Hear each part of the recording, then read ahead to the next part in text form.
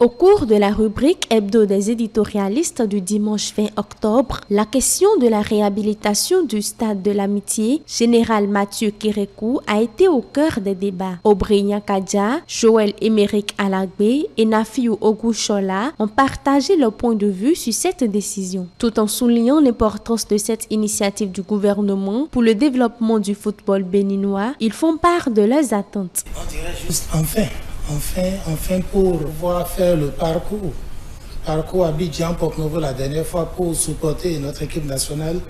C'était un parcours de combattants, c'était très fatigant. Ce n'est pas trop tard, espérons que les travaux avancent un peu rapidement pour que la FIFA nous donne enfin son OK. D'abord, il faut remercier le président de la République et son gouvernement. Ils ont compris qu'il faut rapidement prendre une décision afin de corriger les défauts évoqués par la FIFA pour que nos guépards puissent jouer les matchs à domicile ou partout où on aura des stades qui seraient des stades qui seront aux normes. Aujourd'hui, le Conseil des ministres parle de terrain à refaire et quelques 2 ou 3 travaux. 7. C'est déjà un début et c'est important, c'est intéressant. Mais reste à savoir, est-ce que c'est juste de ces travaux-là qu'on a besoin? Pour Joël Émeric Alagbé, le gouvernement devrait également envisager une innovation en matière de stade. Je me disais, est-ce qu'on va toujours rénover? Moi, je pensais à ce que le chef de l'État puisse encore innover en disant, oh, vraiment, aujourd'hui, trouvez-moi de domaine, par exemple, à Porto-Novo.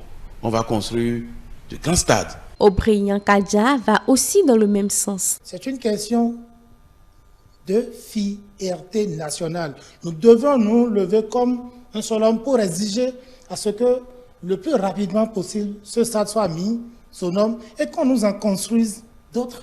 Nafiou Ogouchola, quant à lui, veut qu'on rende public le rapport de la CAF. Mais les sièges du stade, quand vous vous asseyez là-dessus, ça gratte.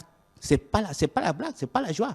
Ça grattait déjà bien avant que la FIFA ne puisse déclasser le stade. Maintenant, dans les rapports, et c'est cela aussi que, comment on appelle, pourquoi on ne sort pas le rapport, pour qu'on puisse savoir intrinsèquement qu'est-ce que la CAF reproche au stade général Mathieu Kérékou. Selon eux, le gouvernement doit faire un suivi afin qu'après travaux, tout soit conforme aux normes internationales et que les mêmes erreurs ne se reproduisent. Il est vrai que le gouvernement, dans sa politique, a commencé déjà par la construction de 22 stades dans les grandes villes du Bénin. Corriger, que la FIFA demande de corriger, n'est pas un problème pour le chef d'État et son gouvernement. Le top qui a été donné le mercredi dernier en Conseil des ministres, je crois qu'il faut que le chef d'État puisse lui-même suivre les travaux pour que ça soit rapide. Parce que aller jouer les matchs à l'extérieur, ce n'est pas du tout facile. Nous, on a envie d'aller suivre. Donc nous demanderons humblement aux responsables à qui le gouvernement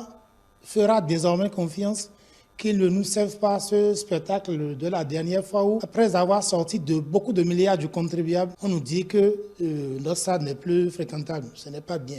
Tout en poursuivant le débat, les éditorialistes espèrent que tout sera mis en œuvre afin que les guépards puissent retourner dans un bref délai au stade JMK.